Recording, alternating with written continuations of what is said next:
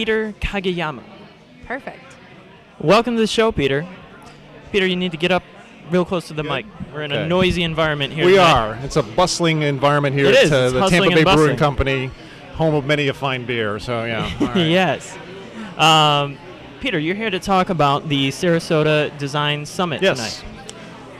What is it? Coming up in a scant, about 10 days. It's actually the second annual Sarasota International Design Summit, produced by the Ringling College of Art and Design, November 5th, 6th, and 7th, Ritz-Carlton and at the Ringling College campus.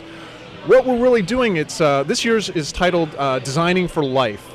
And unlike most design conferences that, most of, the audience who's listening today, they go, well, I'm familiar with, graphic design or interior design and things like that. Yeah. This is a design conference that is not specifically for the professional designer. It's really more for the broader community. It's for business leaders. It's for community leaders. It's for ordinary folks who are looking to expand their thinking about how to solve the most intractable problems, everything from business, environmental, and social issues. So what we're trying to do is take design principles that sort of the advertising folks, marketing folks that we apply in some ways, and the design process, and apply that to some really interesting areas. I think the best analogy I can use in terms of, for advertising and marketing is like, we all know how like when we get a new client in the door, or you're gearing up for a big pitch. You pull everybody into that meeting. Of course, you have the creative folks, but then you also have the account executives. You have the ownership. You probably even bring in the receptionist as well to sort of surround the problem, to get different perspectives and to think through the problem. To surround the client. Exactly, and that is the sort of the essence. Strength in numbers. Genius. Yeah, that's the genius of the way we typically work in advertising and marketing. Well, what if we could take that process and that genius and apply it to some other things? Again, issues that we don't necessarily think about as being sort of design issues. Things like, okay, how about customer service? How about an environmental problem? How about a sustainability problem? So let's apply those types of principles to some things that we don't, necessarily expect. And that's sort of at the heart. That's what this conference is about, is taking those kinds of ideas and putting them into play. I think that's excellent.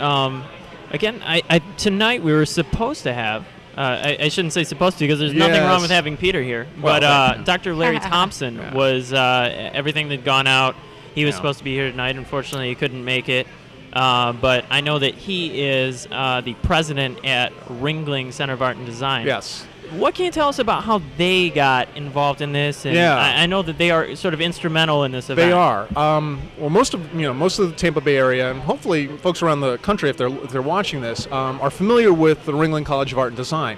Actually, one of the 25 best design programs in the country, according to Business Week magazine. They're continually rated a top-flight university.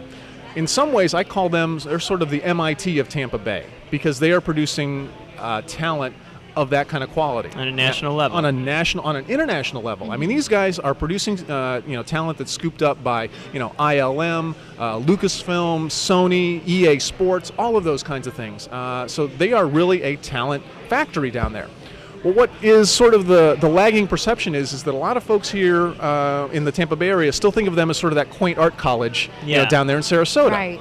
And started by the circus guy. And they are absolutely not, So what Dr. Thompson, Larry, wanted to do was sort of to change the perception of the college. He says, look, we're going to have this conversation. We're going to change the way people think about our design students. We're going to change the way they think about design and what we as Ringling, as the thought leaders in this area, are going to do. So they created a very business-centric conference here that sort of maps to where his overall vision for the college is going. They've actually initiated a new major called the Business of Art and Design, which is debuting this year and is rolling out. They're doing some phenomenal things down there in terms of like new programs and new thinking about the quaint art college. Yeah. So the program started last year. What can you tell us about how things went last year? And it was a home run.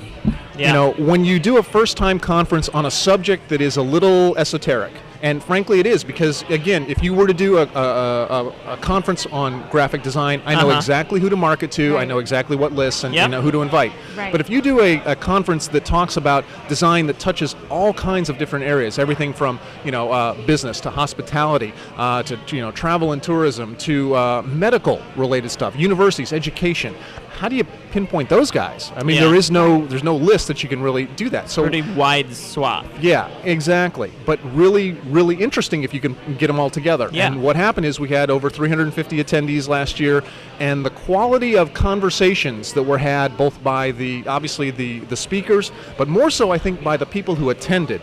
You can always tell a good conference if in the bar at night at the hotel, people are still talking about stuff, deals are happening, people are just absolutely energized by that. And that's really what happened. And that became the impetus to actually do this again, is that Larry realized that it was too important to let that momentum slip away for another year, and wanted to capitalize on that and continue that, especially with them rolling out this new program this year about the business of art and design. Excellent. So last year was sort of the preamble. And this year we're going to hopefully, again, kick it out of the park. So that's great. And what is your role with the conference? I'm actually one of the producers and sort of helped in the framing of all this. My partner Michelle Bauer and I were sort of we helped Larry frame all this. We helped him recruit the speakers, theme it, and things like that.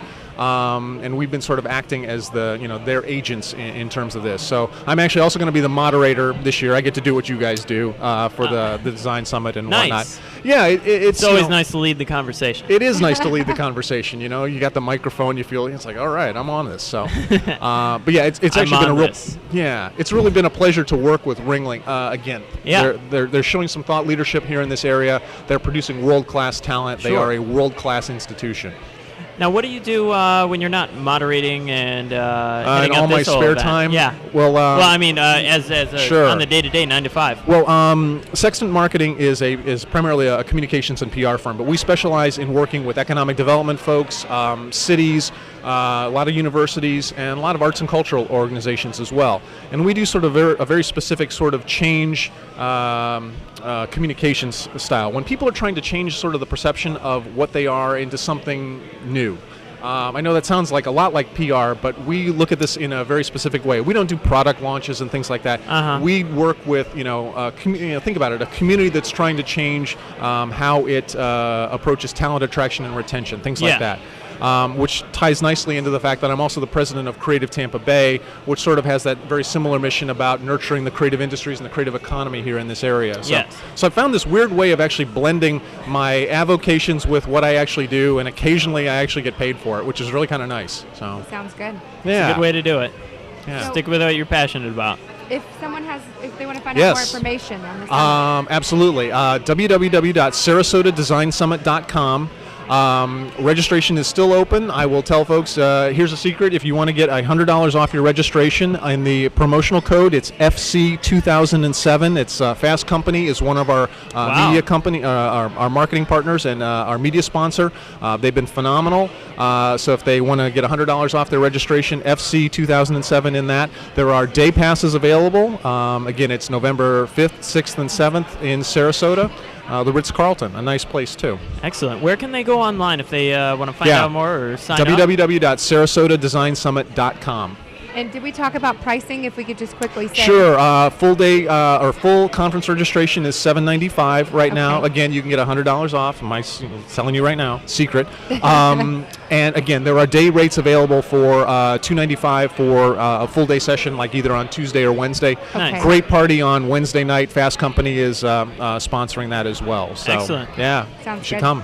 You heard it here. AdCast saving you $100 should you choose to go to the Sarasota Design Summit, which you should, because it's going to be a great event. Thank you so much. Thank you very much. Thank you. Appreciate it, Peter.